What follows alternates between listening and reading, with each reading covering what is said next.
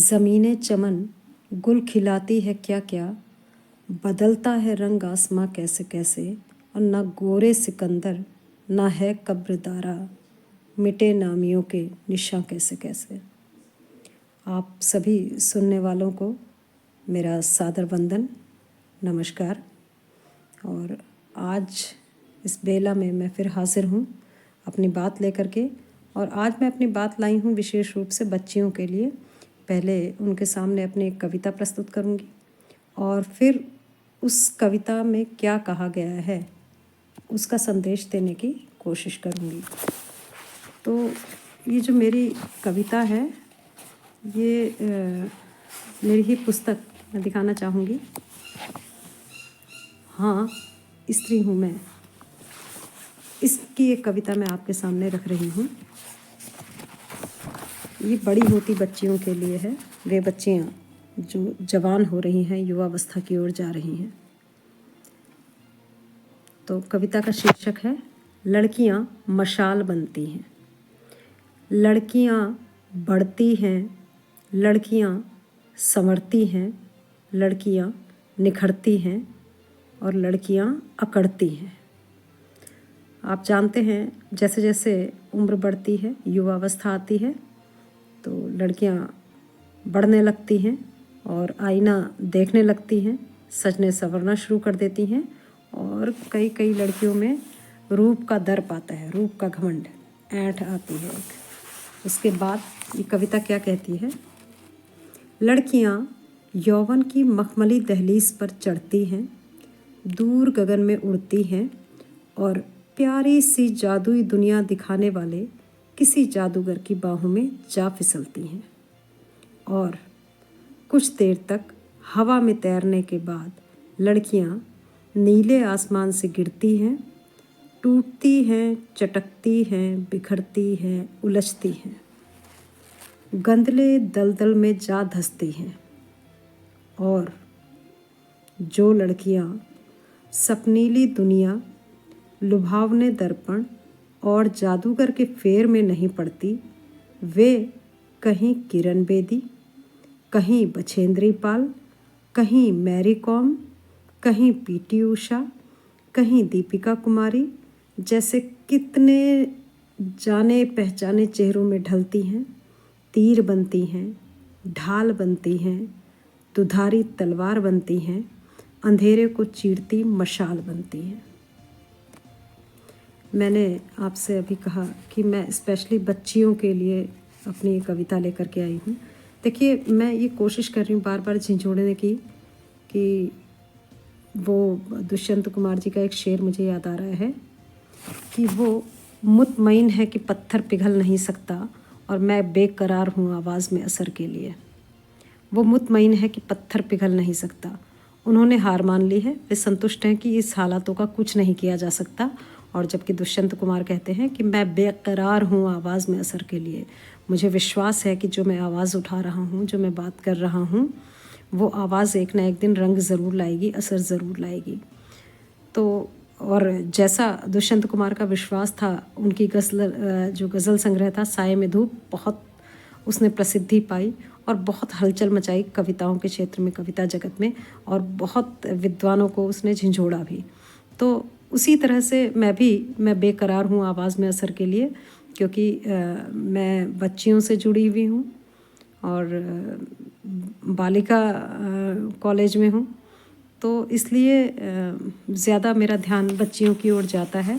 तो ये कविता क्या कहती है कि ये मैंने इसकी कुछ पंक्तियाँ पढ़ी थी कि जब यौवन की मखमली दहलीज पर लड़कियाँ चढ़ती हैं तो प्यारी सी जादुई दिखाने वाले किसी जादूगर की बाहों में जा गिरती हैं। अक्सर हम आए दिन पेपरों में केस पढ़ते हैं और घटनाएं थमने का नाम नहीं ले रही हैं। आप रिकॉर्ड उठा करके देख लीजिए, स्त्रियों के प्रति और लड़कियों के प्रति जो अपराधों का ग्राफ है लगातार बढ़ रहा है, पीछे कभी नहीं हुआ है। तो बच्चियां जो शोषण की शिकार होती हैं, वो अवस्था ऐसी होती है कि वे समझती हैं अगर किसी ने दिवा स्वप्न दिखाए, बहुत अच्छी अच्छी बातें कर ली और 4 दिन अपने साथ घुमा लिया, तो वो बच्चियां जो अभी युवा हो रही हैं, वे समझने लगती हैं कि बस ज़िंदगी है तो यही है। मेरे अपने बच्चे जानते होंगे कि मैं उनको इस बात के लिए आगाह करती हूँ, कई बार क्लास में पढ़ाते वक्त भी कहती हूँ कि मन को संभालिए। और ये अवस्था यहाँ आपने ठीक ठाक कुछ सालों तक मन को रख लिया, अपने ऊपर लगाम कस ली, तो फिर आपकी ज़िंदगी संवर जाएगी। ये बहुत समय है कि किसी की बहकावे में ना आए, क्योंकि ये दिया है कि किसी जादूगर की बाहों में जा फिसलती हैं और कुछ देर तक हवा में तैरने के बाद, कुछ समय तक तो वो जादूगर जो आपकी ज़िंदगी में जो छल बन के जो आया हुआ है, आप सुनते होंगे कि फलाना प्रेमी ने प्रेमिका की हत्या की, या कई घटनाएं आती हैं, बेच देने की घटनाएं और इधर उधर भेज देने की घटनाएं और अंग चोरी की घटनाएं, तमाम खबरें आती रहती हैं। और अफसोस इस बात का होता है कि उसके बावजूद जो है बच्चियां इस बात को, कई बच्चियां समझती नहीं हैं, तो वो अंत उसका फिर दुखद होता है। तो ये बहुत ज़रूरी है बच्चियों के लिए कि इस समय अपने मन पर संयम रखें और ये हमेशा ध्यान रखें कि माँ बाप से बेहतर सलाह आपको कोई नहीं दे सकता, और जितना वे आपका भला सोचते हैं उतना दूसरा कोई नहीं सोच सकता। 4 दिन के लुभावनी ज़िंदगी पर मत जाइए और सपनों की दुनिया से आपको बाहर निकलना है। और यही कविता में मैंने आगे भी कहा है कि जो लड़कियां सपनीली दुनिया, लुभावने दर्पण और जादूगर के फेर में नहीं पड़ती हैं, वही किरण बेदी बनती हैं, वही सानिया मिर्ज़ा बनती है, वही बछेंद्री पाल बनती हैं, वही मैरी कॉम बनती हैं, पीटी उषा बनती हैं, और भी जाने क्या क्या कितने नाम कमाए हैं बच्चियों ने, वो ऐसी बच्चियां बनती हैं। तो इसलिए आप अर्जुन की तरह लक्ष्य पर नज़र रखिए। और आप जानते हैं, ये कहानी मैं कई बार कह चुकी हूँ, मैं एक बार फिर दोहराती हूँ, क्योंकि मेरा ये मानना है कि जिस तरह से हम खाना खाने से बोर नहीं होते ना, भूख लगती है तो खाना खाते ही हैं। अभी हम ये नहीं कहते कि हमने सुबह खाना खाया था तो हम शाम को नहीं खाएंगे। तो जिस तरह से खाना शरीर की खुराक है, उसी तरह से अच्छे शब्द, अच्छी बातें मस्तिष्क की खुराक है, और ज़रूरी है कि वो चीज़ें जाते रहें तो उपजाऊ चिंतन निकल करके ज़रूर आएगा। तो इसलिए मैं बार बार वो चीज़ों को दोहरा देती हूँ, और ताकि मस्तिष्क में वो चीज़ें रिकॉल हो जाएं और याद दिलाने की कोशिश करती हूँ।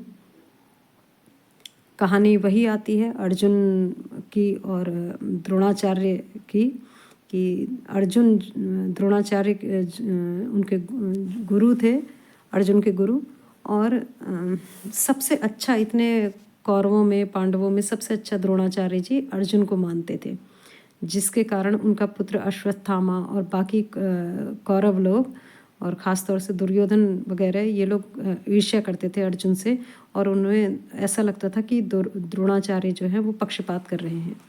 एक दिन उन्होंने प्रश्न किया द्रोणाचार्य से कि गुरुजी, हम सब आपके शिष्य हैं, तो इसके बावजूद आप अर्जुन को ही क्यों अच्छा मानते हैं? तो गुरुजी ने इसके लिए कहा कि मैं तुम्हारे प्रश्न का उत्तर ज़रूर दूंगा, और तुम कल सब आ करके इसी जगह पर मिलना। वो पेड़ के नीचे उन्होंने सारे शिष्यों को बुलाया, और सामने कहा, एक उन्होंने मिट्टी की चिड़िया पेड़ के ऊपर रखी थी, और शिष्यों से कहा कि देखो यहाँ पर एक चिड़िया रखी है और तुम्हें इस पर, इसकी आँख पर निशाना साधना है। तो उन्होंने बारी बारी से सबको बुलाया कि भाई देखो ये चिड़िया रखी हुई, तुमको क्या दिखाई दे रहा है?